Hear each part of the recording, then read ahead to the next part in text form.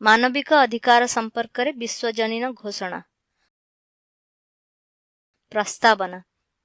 ଯେହେତୁ ମାନବ ସମାଜର ସମସ୍ତ ବ୍ୟକ୍ତିଙ୍କର ଅନ୍ତର୍ନିହିତ ଗରିମା ଓ ସମ୍ମାନ ଏବଂ ଆଲୋପ୍ୟ ଅଧିକାରକୁ ସ୍ୱୀକାର କରିବା ଅର୍ଥ ପୃଥିବୀରେ ମୁକ୍ତି, ନ୍ୟାୟ ଓ ଶାନ୍ତିର ମୂଳଦୁଆ ପକାଇବା, ଯେହେତୁ ମାନବିକ ଅଧିକାର ପ୍ରତି ବିରାଗ ଓ ଅବଜ୍ଞା ପ୍ରଦର୍ଶନ କରାଯିବା ଯୋଗୁଁ ନୃଶଂସ କାର୍ଯ୍ୟ ସଂଗଠିତ ହୋଇ ପରିଣାମରେ ମନୁଷ୍ୟ ଜାତିର ବିବେକ ଜଳିପୋଡ଼ି ଯାଇଅଛି ଏବଂ ଯେଉଁ ପୃଥିବୀରେ ମନୁଷ୍ୟମାନେ ମତ ପ୍ରକାଶର ସ୍ୱାଧୀନତା, ଧର୍ମ ପାଳନର ସ୍ୱାଧୀନତା ପାଇବେ, ଭୟ ଓ ଅଭାବରୁ ମୁକ୍ତି ପାଇବେ, ସେହିପରି ପୃଥିବୀ ଗଢ଼ିବା ସାଧାରଣ ଲୋକଙ୍କର ଉଚ୍ଚତମ ଆକାଂକ୍ଷା ବୋଲି ଘୋଷିତ ହୋଇଅଛି। ଯେହେତୁ ଏହା ପ୍ରୟୋଜନୀୟ ଯେ ଯଦି ମନୁଷ୍ୟ ଶେଷ ଅବଲମ୍ବନ ସ୍ୱରୂପ ଅତ୍ୟାଚାର ଓ ଅନାଚାର ବିରୁଦ୍ଧରେ ବିଦ୍ରୋହ କରିବାକୁ ବାଧ୍ୟ ନ ହୁଏ, ମାନବିକ ଅଧିକାର ଆଇନର ଶାସନରେ ରକ୍ଷା ହେବା ଉଚିତ।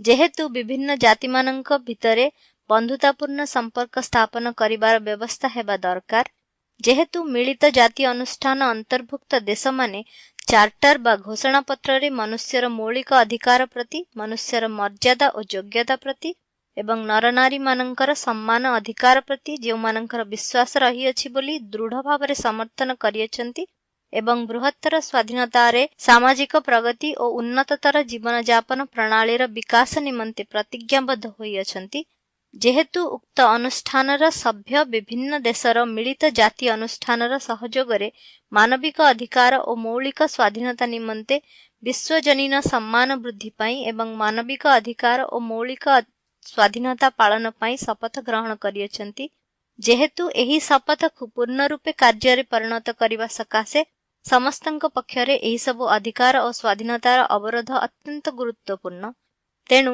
ବର୍ତ୍ତମାନ ସାଧାରଣ ପରିଷଦ ବା ଜେନେରାଲ ଆସେମ୍ବଲି ନିମ୍ନଲିଖିତ ଘୋଷଣା କରୁଅଛନ୍ତି। ସମସ୍ତ ଲୋକ ଓ ସମସ୍ତ ଜାତିଙ୍କ ପାଇଁ ଗୋଟିଏ ସାଧାରଣ ଆଦର୍ଶର ଭିତ୍ତିର ହାସଲ ସ୍ୱରୂପ ଏହି ମାନବିକ ଅଧିକାର ସମ୍ପର୍କୀୟ ବିଶ୍ୱଜନୀନ ଘୋଷଣା କରାଯାଉଅଛି। ଏ ଘୋଷଣାର ଲକ୍ଷ୍ୟ ଏହି ଯେ ସମାଜର ପ୍ରତ୍ୟେକ ବ୍ୟକ୍ତିବିଶେଷ ଓ ପ୍ରତ୍ୟେକ ମାଧ୍ୟମ ସର୍ବଦା ଏ ଘୋଷଣାକୁ ମନେ ରଖି ଏହିସବୁ ଅଧିକାର ଓ ସ୍ୱାଧୀନତା ପ୍ରତି ପ୍ରଚାର ଓ ଶିକ୍ଷା ଦ୍ୱାରା ସମ୍ମାନ ବଢ଼ାଇବା ପାଇଁ ଚେଷ୍ଟା କରିବେ ଏବଂ ଜାତୀୟ ଓ ଆନ୍ତର୍ଜାତୀୟ ପ୍ରଗତିଶୀଳ ବ୍ୟବସ୍ଥା ଦ୍ୱାରା ଉଭୟ ମିଳିତ ଜାତି ଅନୁଷ୍ଠାନ ଅନ୍ତର୍ଭୁକ୍ତ ରାଷ୍ଟ୍ରର ଲୋକ ଓ ସେମାନଙ୍କ ଇଲାକା ଅନ୍ତର୍ଗତ ଦେଶର ଲୋକ ସମସ୍ତେ ଯେପରି ସଂଘଦାୟକ ଭାବରେ ଏସବୁକୁ ମାନନ୍ତି ଓ ପାଳନ କରନ୍ତି ତହିଁର ବ୍ୟବସ୍ଥା କରିବେ। ଅନୁଚ୍ଛେଦ 1। ସବୁ ମନୁଷ୍ୟ ଜନ୍ମକାଳରୁ ସ୍ୱାଧୀନ, ସେମାନଙ୍କର ମର୍ଯ୍ୟାଦା ଓ ଅଧିକାର ସମାନ, ସେମାନଙ୍କଠାରେ ପ୍ରଜ୍ଞା ଓ ବିବେକ ନିହିତ ଅଛି, ସେମାନେ ପରସ୍ପର ପ୍ରତି ଭାତୃଭାବ ପୋଷଣ କରି କାର୍ଯ୍ୟ କରିବା ଦରକାର। ଅନୁଚ୍ଛେଦ 2। ଏତଦ୍ଲିଖିତ କୌଣସି ପ୍ରକାର ଭେଦଭାବ ନ ପାଇ ପ୍ରତ୍ୟେକ ବ୍ୟକ୍ତି ଏହି ଘୋଷଣାରେ ଲିପିବଦ୍ଧ ହୋଇଥିବା ସମସ୍ତ ଅଧିକାର ଓ ସ୍ୱାଧୀନତା ଲାଭ କରିବାକୁ ହକଦାର, ଯଥା ଜାତି, ବର୍ଣ୍ଣ, ସ୍ତ୍ରୀ, ପୁରୁଷ, ଭାଷା, ଧର୍ମ, ରାଜନୈତିକ ବା ଅନ୍ୟ ମତ, ଜାତୀୟ ବା ସାମାଜିକ ଉତ୍ପତ୍ତି ସ୍ଥଳ, ସମ୍ପତ୍ତି, ଜନ୍ମଗତ ବା ଅନ୍ୟ ସ୍ଥିତି ଏସବୁ ଭେଦ ସ୍ୱୀକାର କରାଯିବ ନାହିଁ। ଅଧିକନ୍ତୁ ବ୍ୟକ୍ତି ଯେଉଁ ଦେଶ ବା ରାଜ୍ୟର ଅଧିବାସୀ ସେ ଦେଶ ବା ରାଜ୍ୟ ସ୍ୱାଧୀନ ହୋଇଥାଉ, ଟ୍ରଷ୍ଟ ହୋଇଥାଉ, ସ୍ୱାୟତ୍ତ ଶାସନ ପାଇନଥିବା ଦେଶ ହୋଇଥାଉ ବା ଅନ୍ୟ ଯେକୌଣସି ସାର୍ବଭୌମତ୍ୱର ଅଧୀନ ହୋଇଥାଉ ପଛକେ ସେ ଦେଶ ବା ରାଜ୍ୟର ରାଜନୈତିକ, ଆଞ୍ଚଳିକ ବା ଆନ୍ତର୍ଜାତିକ ସ୍ଥିତିକୁ ଭିତ୍ତି କରି କୌଣସି ଭେଦଭାବ ବିଚାର କରାଯିବ ନାହିଁ। ଅନୁଚ୍ଛେଦ 3। ପ୍ରତ୍ୟେକ ବ୍ୟକ୍ତିର ଜୀବନର ମୁକ୍ତି ଓ ବ୍ୟକ୍ତିଗତ ନିରାପତ୍ତା ଉପରେ ଅଧିକାର ଅଛି। ଅନୁଚ୍ଛେଦ 4। କୌଣସି ବ୍ୟକ୍ତିକୁ ଦାସ ରୂପେ ବା ଦାସତ୍ୱ ବନ୍ଧନରେ ରଖାଯିବ ନାହିଁ। ସମସ୍ତ ପ୍ରକାର ଦାସତ୍ୱ ଓ ଦାସ ବ୍ୟବସାୟ ନିଷିଦ୍ଧ ହେବ। ଅନୁଚ୍ଛେଦ 5। କୌଣସି ଲୋକକୁ ଯନ୍ତ୍ରଣା ଦିଆଯିବ ନାହିଁ କି ନୃଶଂସ, ଅମାନୁଷିକ ବା ସମ୍ମାନ ହାନିକାର ବ୍ୟବହାର ବା ଦଣ୍ଡରେ ଭାଗୀ କରାଯିବ ନାହିଁ। ଅନୁଚ୍ଛେଦ 6। ଆଇନ ଆଗରେ ବ୍ୟକ୍ତି ହିସାବରେ ସବୁଠାରେ ଗଣ୍ୟ ବା ସ୍ୱୀକୃତ ହେବାର ଅଧିକାର ପ୍ରତ୍ୟେକଙ୍କର ଅଛି। ଅନୁଚ୍ଛେଦ 7। ଆଇନ ଆଗରେ ସମସ୍ତେ ସମାନ ଏବଂ ପାତର ଅନ୍ତର ନିର୍ବିଶେଷରେ ଆଇନ ବଳରେ ସମାନ ଭାବରେ ରକ୍ଷା ପାଇବାକୁ ହକଦାର। ଏ ଘୋଷଣାକୁ ଅନ୍ୟଥା କରାଯାଇ ଯଦି କୌଣସି ପାତର ଅନ୍ତରମୂଳକ ବ୍ୟବସ୍ଥା କରାଯାଏ ଏବଂ ଉକ୍ତ ପାତରାନ୍ତରମୂଳକ ବ୍ୟବସ୍ଥା କରିବା ପାଇଁ ଯଦି କୌଣସି ପ୍ରକାର ଉତ୍ତେଜନା ଦିଆଯାଏ ତାହେଲେ ସେହି ପାତରାନ୍ତରମୂଳକ ବ୍ୟବସ୍ଥା ବିରୁଦ୍ଧରେ ଓ ଉତ୍ତେଜନା ବିରୁଦ୍ଧରେ ସମାନ ଭାବରେ ରକ୍ଷା ପାଇବାକୁ ସମସ୍ତେ ହକଦାର।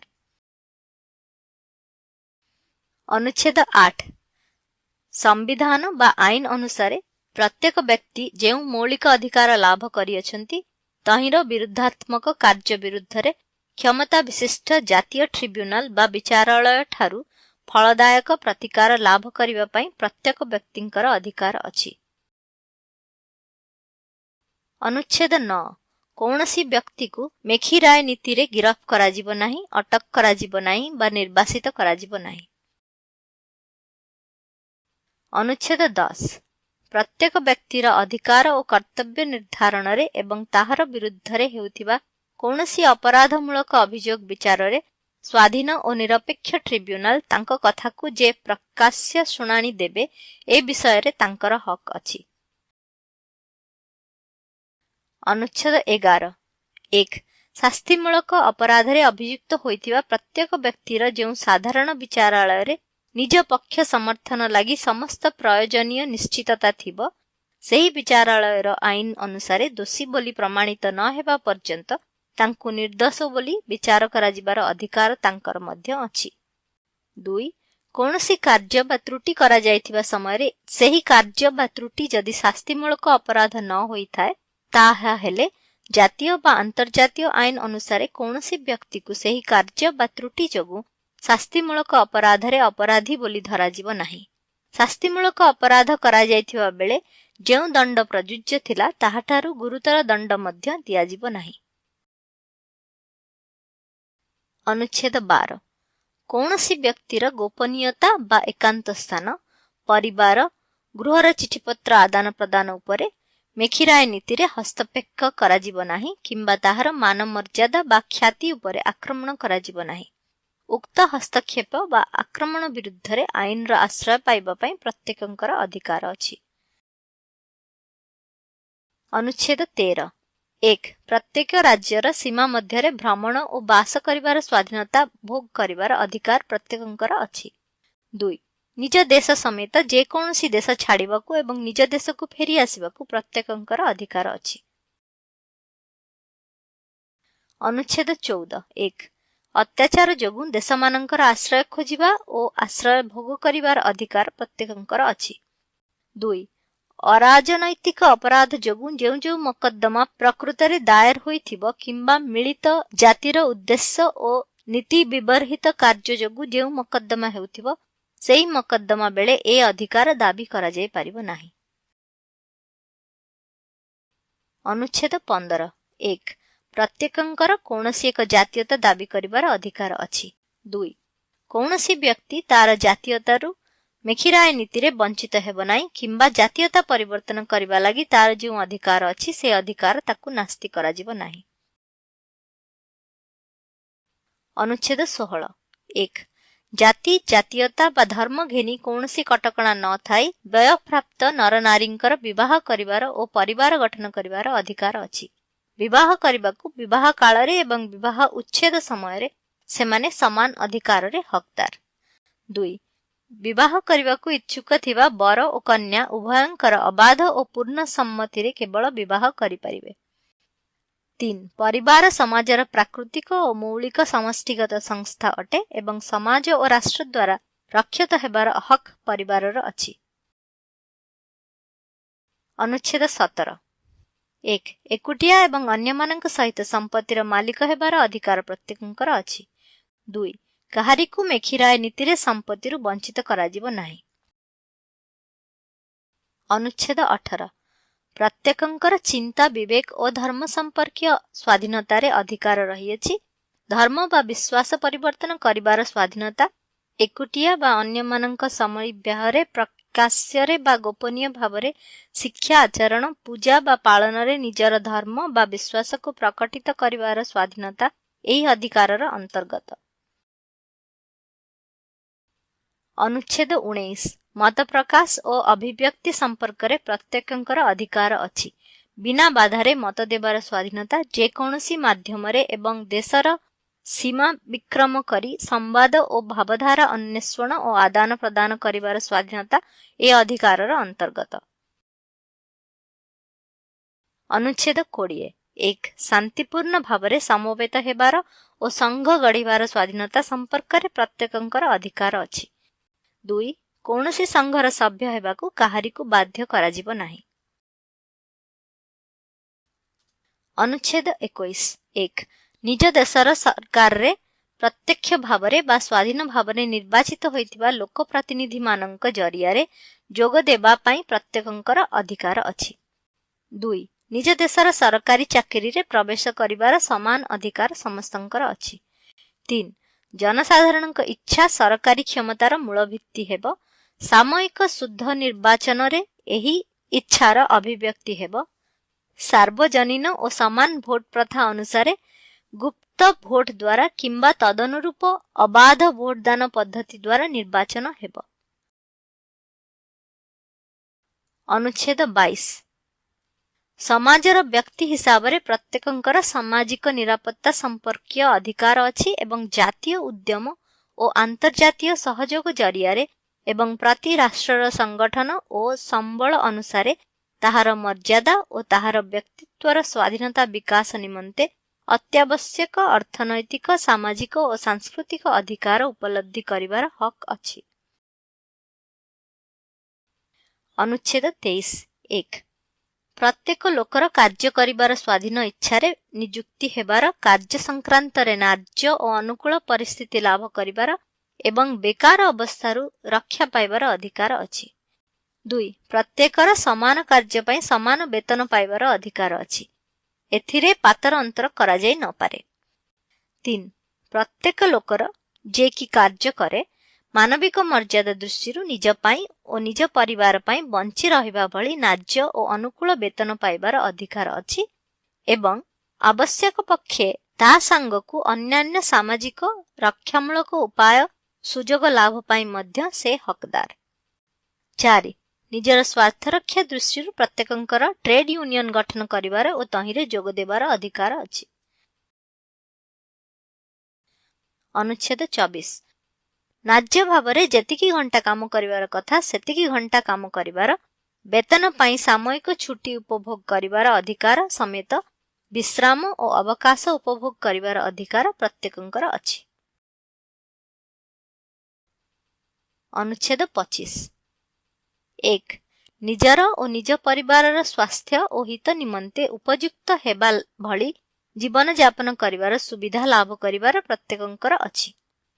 ଖାଦ୍ୟ, ପରିଧେୟ, ବାସଗୃହ, ଚିକିତ୍ସା ଓ ପ୍ରୟୋଜନୀୟ ସାମାଜିକ ସେବା ବେକାର ହେବା ସମୟରେ ନିରାପତ୍ତା ଲାଭ କରିବାର ଅଧିକାର, ନିଜ କର୍ତ୍ତୃତ୍ୱ ବାହାରର ସ୍ଥିତି ଯଥା ବ୍ୟାଧି, ଅପାରଗତା, ବୈଧବ୍ୟ, ବାର୍ଦ୍ଧକ୍ୟ ଓ ଜୀବନ ଧାରଣର ଅନ୍ୟାନ୍ୟ ଅଭାବ ଅସୁବିଧା ଭୋଗିଲେ ମଧ୍ୟ ଜୀବନଯାପନ କରିବାର ସୁବିଧା ଲାଭ କରିବା ପାଇଁ ଅଧିକାର ପ୍ରତ୍ୟେକଙ୍କର ଅଛି। 2. ପ୍ରସୂତି ଓ ଶୈଶବ କାଳରେ ବିଶେଷ ଯତ୍ନ ଓ ସାହାଯ୍ୟ ପାଇବାକୁ ପ୍ରତ୍ୟେକ ବ୍ୟକ୍ତିର ହକ୍ ଅଛି। ବିବାହ ଯୋଗୁଁ ବା ଅବୈଧ ଭାବେ ଜନ୍ମ ହୋଇଥିବା ପ୍ରତ୍ୟେକ ଶିଶୁ ଏକ ପ୍ରକାର ସାମାଜିକ ରକ୍ଷଣାବେକ୍ଷଣମୂଳକ ସୁବିଧା ଭୋଗ କରିବେ। ଅନୁଚ୍ଛେଦ 26 1. ଶିକ୍ଷାଲାଭ କରିବାର ଅଧିକାର ପ୍ରତ୍ୟେକଙ୍କର ଅଛି। ପ୍ରାଥମିକ ଓ ମୌଳିକ ଶିକ୍ଷା ଅବୈତନିକ ହେବ। ପ୍ରାଥମିକ ଶିକ୍ଷା ବାଧ୍ୟତାମୂଳକ ହେବ। ବୈଷୟିକ ଓ ଜୀବିକାର୍ଜନ ସଂକ୍ରାନ୍ତ ଶିକ୍ଷା ସମସ୍ତଙ୍କୁ ସାଧାରଣ ଭାବରେ ଦିଆଯିବ, କିନ୍ତୁ ଉଚ୍ଚତର ଶିକ୍ଷା ଯୋଗ୍ୟତା ଭିତ୍ତିରେ ସମସ୍ତଙ୍କୁ ସମାନ ଭାବରେ ଦିଆଯିବ। 2. ମାନବିକ ବ୍ୟକ୍ତିତ୍ୱର ପୂର୍ଣ୍ଣ ବିକାଶ ଦିଗରେ ଏବଂ ମାନବିକ ଅଧିକାର ପ୍ରତି ଓ ମାନବର ମୌଳିକ ସ୍ୱାଧୀନତା ପ୍ରତି ସମ୍ମାନ ବଢ଼ାଇବା ପ୍ରତି ଦୃଷ୍ଟି ଦିଆଯାଇ ଶିକ୍ଷା ନିୟନ୍ତ୍ରିତ ହେବ। ଏହା ସମସ୍ତ ଜାତି ଭିତ୍ତିରେ ଜାତୀୟ ବା ଧର୍ମ ସମ୍ପ୍ରଦାୟ ଭିତରେ ବିଶ୍ୱାସ, ସହନଶୀଳତା ଓ ବନ୍ଧୁତାର ବିକାଶ କରିବ ଏବଂ ଶାନ୍ତିରକ୍ଷା ଉଦ୍ଦେଶ୍ୟରେ ମିଳିତ ଜାତିଙ୍କର କାର୍ଯ୍ୟକଳାପକୁ ଆଗେଇ ନେବ। 3. ପିଲାମାନଙ୍କୁ କି ପ୍ରକାର ଶିକ୍ଷା ଦିଆଯିବ ସେ କଥା ଆଗ ବିଚାର କରିବାର ଅଧିକାର ବାପା ମାଙ୍କର ରହିବ। ଅନୁଚ୍ଛେଦ 27 1. ସମାଜର ସାଂସ୍କୃତିକ ଜୀବନରେ ଅବାଧରେ ଯୋଗ ଦେବାର, କଳା ଉପଭୋଗ କରିବାର ଓ ବୈଜ୍ଞାନିକ ଉନ୍ନତିରେ ଭାଗ ଗ୍ରହଣ କରିବାର ଓ ଏହାର ଉପକାର ଉପଭୋଗ କରିବାର ଅଧିକାର ପ୍ରତ୍ୟେକଙ୍କର ଅଛି। 2. କୌଣସି ବୈଜ୍ଞାନିକ, ସାହିତ୍ୟିକ ବା କଳାମୂଳକ ରଚନାର ଯେଉଁ ବ୍ୟକ୍ତି କର୍ତ୍ତବ୍ୟ ସ୍ରଷ୍ଟା, ସେ ସେହି ରଚନାରୁ ଉନ୍ମୁକ୍ତ ତାଙ୍କର ନୈତିକ ଓ ବୈଷୟିକ ସ୍ୱାର୍ଥର ସଂରକ୍ଷଣ ସମ୍ପର୍କୀୟ ଅଧିକାରରେ ସେ ଅଧିକାରୀ ହେବେ। ଅନୁଚ୍ଛେଦ 28 ଯେଉଁ ସାମାଜିକ ଓ ଆନ୍ତର୍ଜାତିକ ସଂସ୍ଥା ମଧ୍ୟରେ ଏହି ଘୋଷଣାରେ ଉଲ୍ଲିଖିତ ହୋଇଥିବା ଅଧିକାର ଓ ସ୍ୱାଧୀନତା ମାନ ପୂର୍ଣ୍ଣ ରୂପେ ଭୋଗ କରାଯାଇପାରିବ, ସେହି ସାମାଜିକ ଓ ଆନ୍ତର୍ଜାତିକ ସଂସ୍ଥାରେ ଅବସ୍ଥିତ ହେବାକୁ ପ୍ରତ୍ୟେକଙ୍କର ହକ୍ ଅଛି। ଅନୁଚ୍ଛେଦ 29 1 କେବଳ ସମାଜରେ ପ୍ରତ୍ୟେକଙ୍କର ବ୍ୟକ୍ତିତ୍ୱର ଅବାଧ ଓ ପୂର୍ଣ୍ଣ ବିକାଶ ସମ୍ଭବପର, ତେଣୁ ସମାଜ ପ୍ରତି ପ୍ରତ୍ୟେକଙ୍କର କର୍ତ୍ତବ୍ୟ ରହିଅଛି। 2 ପ୍ରତ୍ୟେକ ବ୍ୟକ୍ତିଙ୍କର ଅଧିକାର ଓ ସ୍ୱାଧୀନତା କାର୍ଯ୍ୟକାରୀ କରିବାରେ ପ୍ରତ୍ୟେକ ବ୍ୟକ୍ତି କେବଳ ସେହିଭଳି କଟକଣାର ଅନୁବର୍ତ୍ତୀ ହେବେ ଯେଉଁଭଳି କଟକଣା କେବଳ ଅନ୍ୟମାନଙ୍କର ଅଧିକାର ଓ ସ୍ୱାଧୀନତାକୁ ଉପଯୁକ୍ତ ଭାବେ ସ୍ୱୀକାର କରିବ ଓ ସମ୍ମାନ ପ୍ରଦର୍ଶନ କରିବା ଉଦ୍ଦେଶ୍ୟରେ ଏବଂ ଗଣତାନ୍ତ୍ରିକ ସମାଜରେ ନୈତିକତା, ସାଧାରଣ ଶୃଙ୍ଖଳା ଓ ସାଧାରଣ ମଙ୍ଗଳ ବିଧାନର ପ୍ରକୃତ ଗରଜ ମେଣ୍ଟାଇବା ଉଦ୍ଦେଶ୍ୟରେ ଆଇନ ଦ୍ୱାରା ନିର୍ଦ୍ଧାରିତ ହେବ। 3 ମିଳିତ ଜାତିର ଅନୁଷ୍ଠାନ ଉଦ୍ଦେଶ୍ୟ ଓ ନୀତି ବିରୁଦ୍ଧରେ କୌଣସି ମତେ ଏହିସବୁ ଅଧିକାର ଓ ସ୍ୱାଧୀନତା କାର୍ଯ୍ୟକାରୀ ହୋଇପାରିବ ନାହିଁ। ଅନୁଚ୍ଛେଦ 30 କୌଣସି ରାଷ୍ଟ୍ର, ଦଳ ବା ବ୍ୟକ୍ତିର ଏହି ଘୋଷଣାରେ ଉଲ୍ଲିଖିତ ହୋଇଥିବା ଅଧିକାର ଓ ସ୍ୱାଧୀନତା ଭିତରୁ କୌଣସି ଅଧିକାର ଓ ସ୍ୱାଧୀନତାକୁ ଧ୍ୱଂସ କରିବା ଉଦ୍ଦେଶ୍ୟରେ କୌଣସି କାର୍ଯ୍ୟରେ ଲିପ୍ତ ହେବାର ବା କୌଣସି କାର୍ଯ୍ୟ କରିବାର କୌଣସି ଅଧିକାର ଅଛି ବୋଲି ଏ ଘୋଷଣାରେ ଥିବା କୌଣସି ବିଷୟକୁ ଅର୍ଥ କରାଯିବ ନାହିଁ।